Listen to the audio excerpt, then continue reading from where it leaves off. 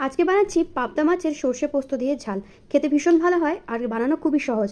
তো প্রথমে এখানে কড়াই সর্ষের তেল দিয়েছি, নুন হলুদ মাখিয়ে রেখেছি। পাবদা মাছগুলোকে ভালোভাবে কিন্তু একটু ভেজে নেব। একটু ঢেকে ঢেকেই কড়া করে কিন্তু মাছগুলোকে ভাজবো, যেহেতু পাবদা মাছ একটু ফোটে ওই কারণে কিন্তু ঢেকে ঢেকে মাছগুলোকে ভেজে নেব। মাছগুলো ভেজে তুলে নেবো। একই কড়াইয়ের মধ্যে দিয়ে দিয়েছি কালো জিরে ফোড়ন। জিরেটা ভালোভাবে একটু ভাজা হয়ে গেলে এটার মধ্যে দিয়ে দেবো টমেটো কুচি। টমেটোটাকে ভালোভাবে কিন্তু একটু ভাজা ভাজা করে নেব। আর দিয়ে দিচ্ছি অল্প একটু হলুদ গুঁড়ো, আর রঙের জন্য দেবো অল্প একটু কাশ্মীরি রেড চিলি পাউডার, আর দিয়ে দিচ্ছি অল্প একটু নুন। ভালোভাবে একটু ভেজে নেব যাতে কিন্তু এটা পুড়ে না যায়। এরপরে সর্ষে পোস্ত কাঁচা লঙ্কার একটা পেস্ট বানিয়ে রেখেছি, সেটাও কিন্তু এটার মধ্যে দিয়ে দেবো। কম আঁচে ভালোভাবে কিন্তু নাড়িয়ে চাড়িয়ে নেবো যতক্ষণ না পর্যন্ত কিন্তু সমস্ত কাঁচা গন্ধটা একদম চলে যায়, একটু তেল ছেড়ে আসে। তো দেখো খুব সুন্দরভাবে কিন্তু তেল ছেড়ে এসছে। এ পর্যায়ে কিন্তু অল্প একটু জল অ্যাড করব। জলটা অ্যাড করার পর যখন একটু ফুটে আসবে এই পর্যায়ে নুনটা একটু চেক করে নেবো। তারপরে ভেজে রাখা পাবদা মাছগুলো দিয়ে দেবো, আর ঝালের জন্য এখানে দিয়েছি কিন্তু দুটো কাঁচা লঙ্কা। তো